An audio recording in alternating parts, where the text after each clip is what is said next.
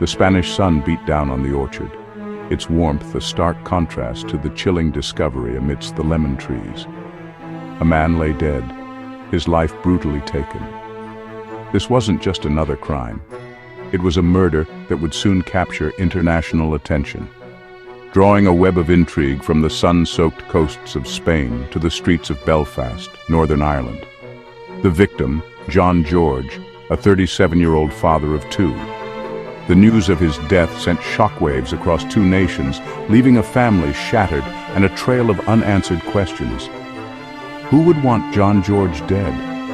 And what brought him to this tragic end in a foreign land? The answers, shrouded in mystery, seemed to lie buried with John in the red soil of the lemon grove.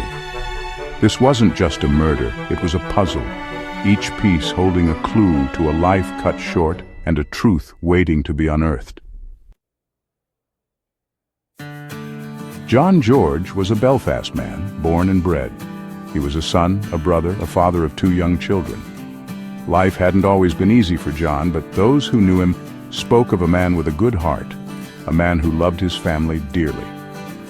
In December 2024, John decided to escape the Irish winter for a bit, booking a holiday to Spain. It was a chance to soak up some sun, to relax, to leave his troubles behind, at least for a little while. On December 14, 2024, John spoke to his father back in Belfast. It was a normal conversation, filled with reassurances that he was having a good time and would be home soon. But John never boarded that flight back home on December 18th. Days turned into weeks, worry morphed into fear, and the silence from John became deafening. His family, clinging to hope, filed a missing persons report, their pleas echoing across the miles between Belfast and Spain. Little did they know, their worst nightmare had already come true. The gruesome discovery was made on January 7, 2025. A laborer, working amongst the neat rows of lemon trees, stumbled upon John George's body. The scene was horrific. John had been brutally murdered, his body left to rot amongst the citrus trees. The news spread like wildfire, reaching John's family in Belfast with a cruelty that only fate could deliver. Their hope turned to dust, replaced by an agonizing grief and a burning need for answers. The Spanish authorities launched a full investigation. Forensics meticulously combed the scene, while detectives followed every lead, however faint. The autopsy revealed a chilling truth. John had been stabbed and shot multiple times, a clear indication of a calculated and brutal attack.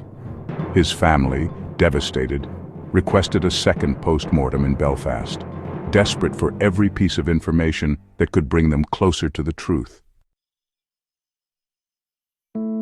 As the investigation deepened, a shadow fell over John George's past. Back in Belfast, he had been facing charges related to drugs. A taxi he had been traveling in was stopped, and police found £30,000 worth of cannabis. While John maintained his innocence, the charges painted a picture of a man potentially involved in the murky underworld of the drug trade. Whispers of John's alleged drug connections followed him to Spain, adding another layer of complexity to the investigation. Had John's past caught up with him? Was his murder a drug deal gone wrong, a settling of scores in a dangerous game? The police were keeping their cards close to their chest, but the possibility of John's death being linked to his alleged involvement in the drug trade became a significant line of inquiry. Two names soon surfaced in connection with John George's murder: Michael Marley and Johnny Smith. Marley, who admitted to partying and using drugs with John in Spain, was quickly apprehended. He claimed to be a mere witness, but the authorities were unconvinced.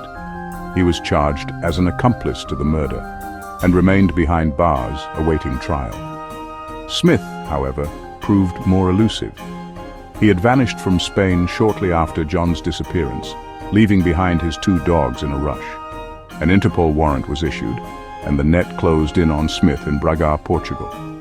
He was extradited back to Spain, where he faced accusations of being directly involved in John's murder. The evidence against both men remained frustratingly vague, leaving John's family in a heartbreaking limbo. Were these men truly responsible for John's death? And if so, what was the motive? Was it a robbery gone wrong, a targeted hit ordered by shadowy figures involved in organized crime? Or was John silenced to protect secrets tied to the drug trade? As of April 2025, the Spanish authorities have concluded their official investigation.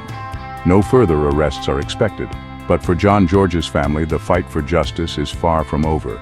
They are left grappling with the unimaginable grief of losing a loved one in such a brutal manner, their pain compounded by the unanswered questions that linger like ghosts. The family clings to the hope that someone, somewhere, holds a piece of the puzzle that will help bring John's killers to justice. They appeal to anyone with information, no matter how small or insignificant it may seem, to come forward. They believe that someone knows what truly happened to John in that Spanish lemon grove, and they will not rest until the truth is revealed. The murder of John George is a stark reminder of the fragility of life and the devastating consequences of violence. It's a story that leaves us questioning the darkness that can lurk beneath the surface, even in the most idyllic of settings. And it compels us to ask, what really happened to John George? And will his family ever find the answers they so desperately seek?